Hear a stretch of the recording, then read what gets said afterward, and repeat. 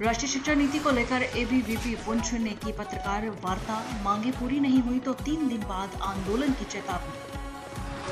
अखिल भारतीय विद्यार्थी परिषद यानी एबीवीपी पुंछ इकाई ने राष्ट्रीय शिक्षा नीति से जुड़े विभिन्न मुद्दों को लेकर पत्रकार वार्ता आयोजित की, जहां परिषद पदाधिकारियों ने कहा कि नई शिक्षा नीति के प्रभावी क्रियान्वयन, छात्रों की समस्याओं के समाधान और शिक्षा व्यवस्था में सुधार को लेकर प्रशासन को कई बार अवगत कराया गया है, लेकिन अब तक मांगों पर कोई ठोस कार्रवाई नहीं हुई।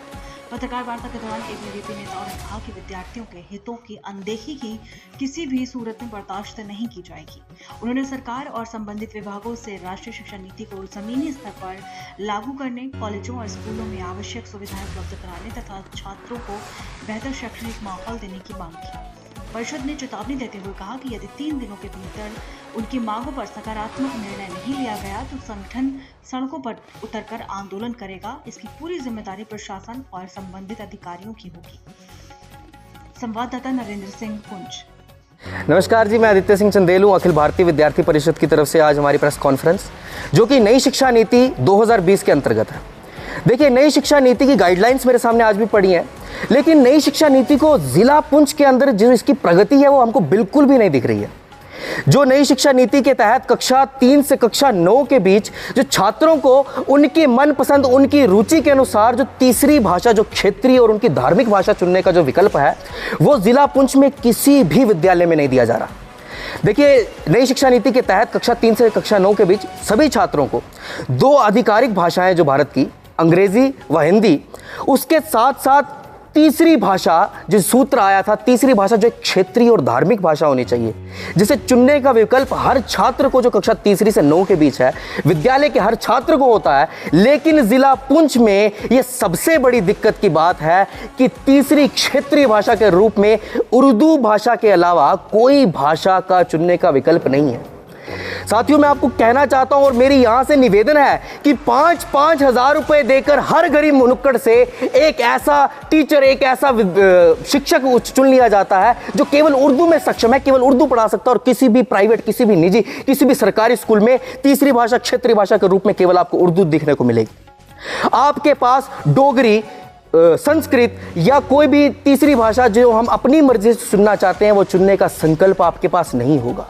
जिस तरह मेरे को ये कहते बड़ी लज्जा आती है कि हम जब बात वैदिक पीरियड की करते हैं, जब हम वैदिक काल की बात करते हैं और जब हम बात उस काल को पढ़ने की करते हैं, उसके इतिहास को पढ़ने की करते हैं या वेदों को पढ़ने की करते हैं, तो केवल ऋग्वेद में ही 1028 मंत्र हैं और सारे के सारे मंत्र संस्कृत भाषा में जो लिखे हुए हैं उनमें से एक भी मंत्र मैं संस्कृत में पढ़ नहीं पाता, उसका अनुसंधान नहीं कर पाता, उसे समझ नहीं पाता।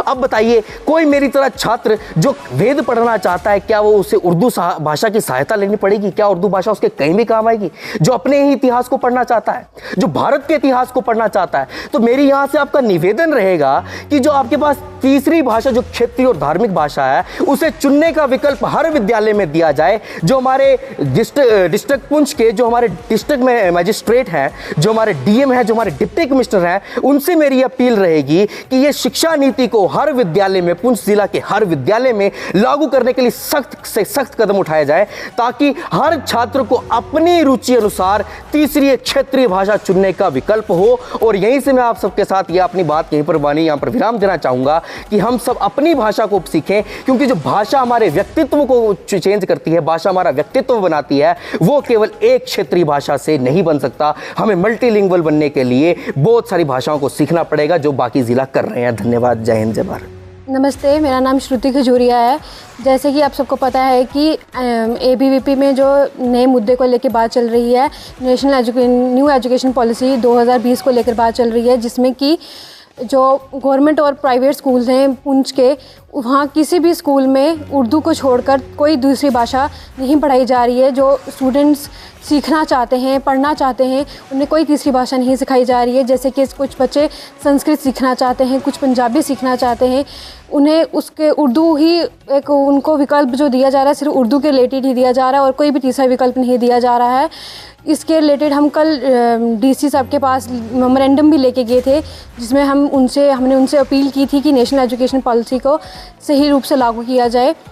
लेकिन अब हमारी जो डीसी पुंछ और जो हमारी केंद्रीय सरकार है, इनसे हमारी अपील है कि जल्दी से इस पे कोई डॉक्यूमेंट्री एक्शन लिया जाए, नहीं तो ये जो 3 दिन का हम समय देते हैं, आज 3 मई से लेके अगले 3 दिन का हम समय देते हैं, जिसमें कि हम उनसे यही अनुरोध करते हैं कि एनईपी को सही तरह से लागू किया जाए। हमने जो डीसी पुंछ को जो मेमोरेंडम दिए, अगर हमारी मांगें पूरी नहीं हुई तो ये आंदोलन में बदल जाएगा। मेरा नाम वैष्णवी शर्मा है। आज इस मुद्दे पे बात हो रही है, वो है एनईपी।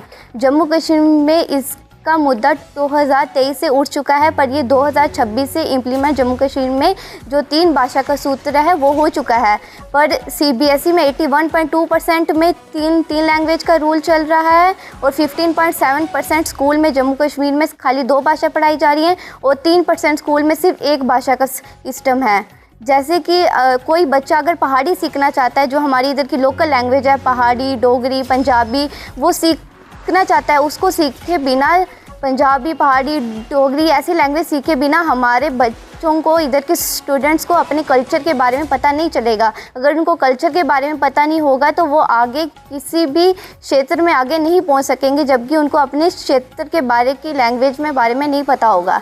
जैसे कि 2026 से जम्मू कश्मीर में मैक्सिमम जिला के अंदर इसका हो चुका है, पर हमारे पुंछ में इसका अभी तक कुछ भी नहीं है। हम सबसे अनुरोध करते हैं कि पुंछ में इस चीज़ का ध्यान दें, जो लैंग्वेज है, जो 3 भाषा का सूत्र जो एनईपी में बताया गया है उसको इम्प्लीमेंट करें। नमस्कार।